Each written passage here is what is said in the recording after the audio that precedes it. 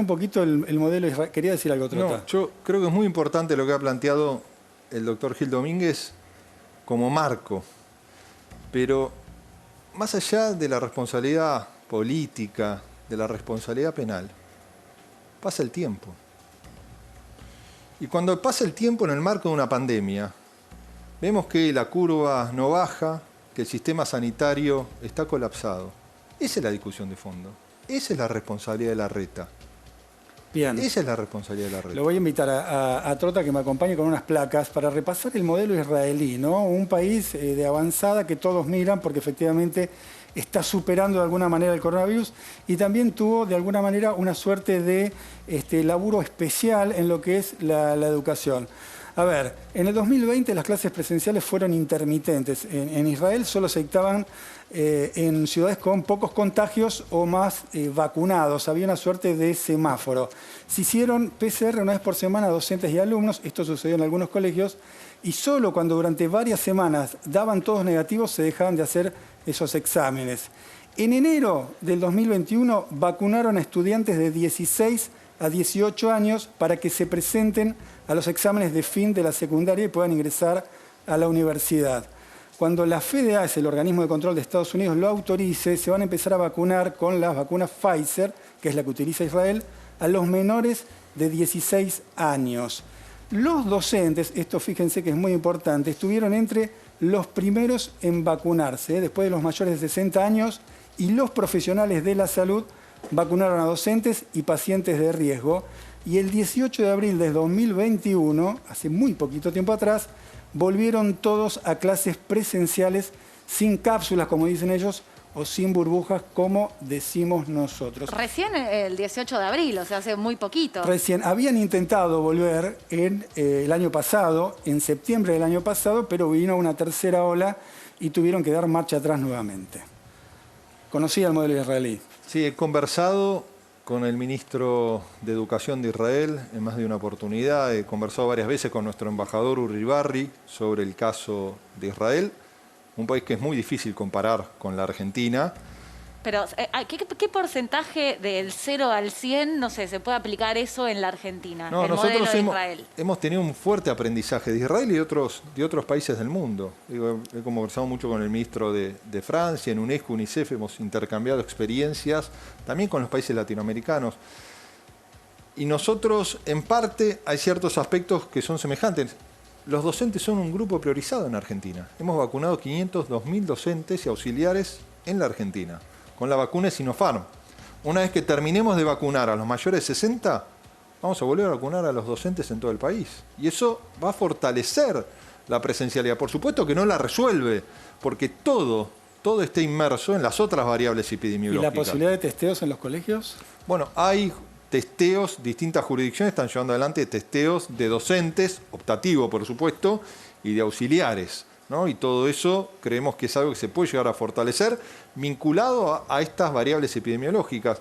Cuando conversé con el ministro de Educación de Israel, que es un general del ejército, ¿no? Le preguntaba por qué ellos habían tenido una apertura y un cierre que generó mucho impacto global, ¿no? Porque tuvieron una curva muy rápida de contagios.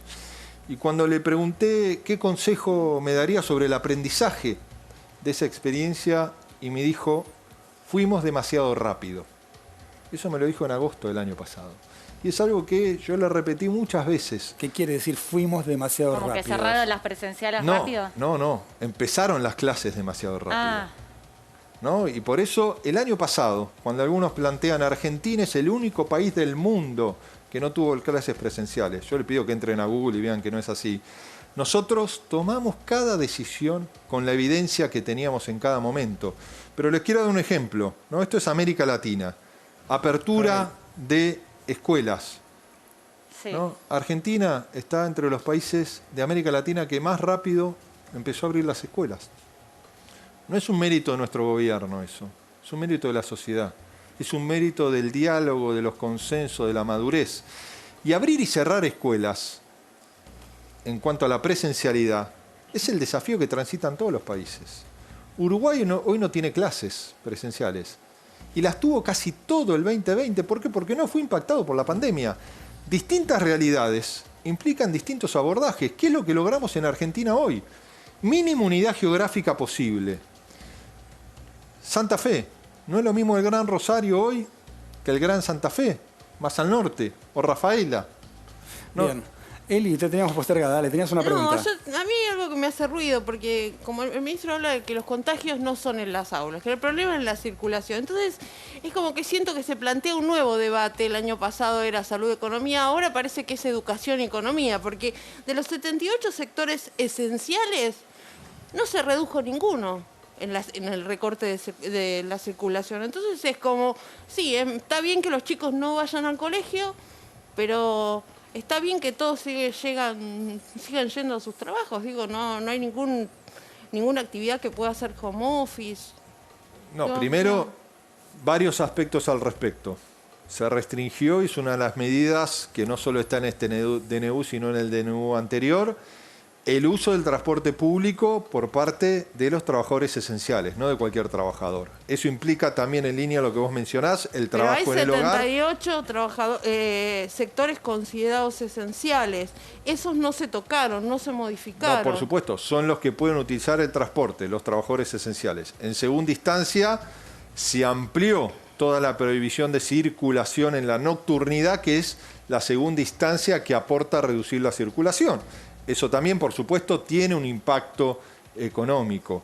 Y luego se vincula también a la realidad económica y social que está transitando nuestro país, y es así donde también vemos reflejada la decisión que adopta nuestro gobierno. Luego de un 2020 que fue de enorme complejidad, pero también de enorme despliegue en un país que trastabillaba cuando nos golpeó la pandemia, como fueron el IFE y el ATP. Hoy lo que estamos tratando de lograr es administrar la disminución de la circulación para poder superar esta etapa, tratando de generar los equilibrios mínimos en cada uno de los sectores. Ministro, muchísimas gracias por estar acá en Fuego Amigo. Muchísimas gracias a ustedes.